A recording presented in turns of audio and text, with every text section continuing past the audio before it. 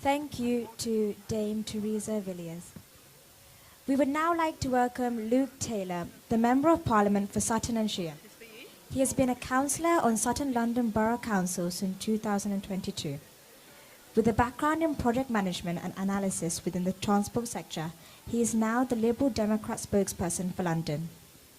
We are thrilled to have Luke with us today and hope that he will join us in fighting for truth, justice and accountability for Tamils in Sri Lanka.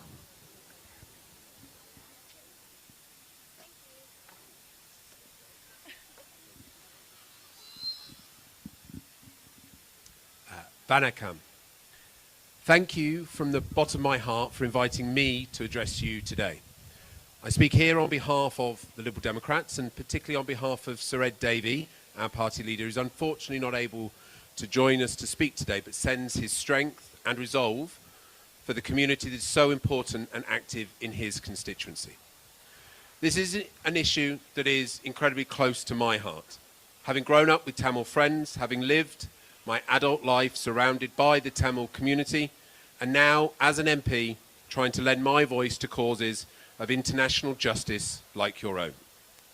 And looking around at so many of you here today, let me say, never let anyone tell you your efforts won't make a difference. Because the Tamil community here in London and across the UK are strong, united and persistent in pursuit of justice. And I'm proud to represent so many of you in my constituency of Sutton and Sheen. I can recall with real anger and sadness watching the horror that we were here to remember unfold on TV in 2009, where civilians were murdered indiscriminately and a whole people were threatened with eradication. There will be much said today by other speakers about the specifics of the kind of justice that is needed, and the framework through which the Tamil population can be given back their rights, freedom and dignity in Sri Lanka and throughout the world. I'd like to focus my remarks on the principles of remembrance and the values that underpin the action and remembrance and how it should spur us towards.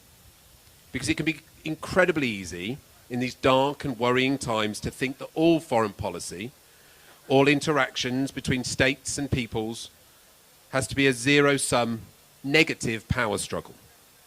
We're living in a world where once again the strong and mighty do what they want and those who have been displaced, derided, deprived of their rights, suffer what they must. Not only do despots in China and Russia and now the United States seek to undermine the principles of sovereignty and self-determination in pursuit of conquest and domination, but there are analogues in smaller states who have warped patriotism into ethnic nationalism and racism and put it at the heart of their governments. They are delivering a damaging blow to the prospects of a world built on peace, justice and respect. Sadly, leaders in Colombo for many years have pursued that same path, and some still do. Figures in the military have done so too. We all remember the horror and disregard for human life demonstrated by a brigadier right here on London streets in February 2018. So it falls to countries like ours, here in the UK, who have a historic relationship with nations like Sri Lanka through the Commonwealth, to use our voices to pursue the steps forward that our remembrance of the cruel, evil events of the Mullivaikkal massacre 17 years ago compels us to take. That is our duty. A foreign policy that is values-based. So I want you to know that I today echo your calls from our government to change course from blind eye turning and diplomatic niceties to play its part through international institutions to make a truth and reconciliation process in Sri Lanka begin as urgently as possible. It must establish accountability for the war crimes and crimes against humanity that took place as set out in UNHRC resolutions 46.1, 51.1 and 57.1. It must establish a demilitarised north and east of the island, replacing rule by fist and fear with rule by a flourishing people. And it must set out a realistic, measurable timetable, not just for the settlement of displaced peoples, both within and outside of Sri Lanka, but also for the federal, equal constitutional order in Sri Lanka that is needed to truly realise the rights of Tamil people to self-determination on the island.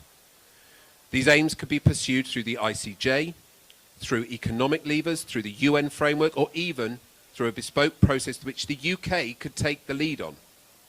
But whichever way they are pursued, they must be pursued seriously, with determination and with an unwavering commitment to the values-based foreign policy that I've described.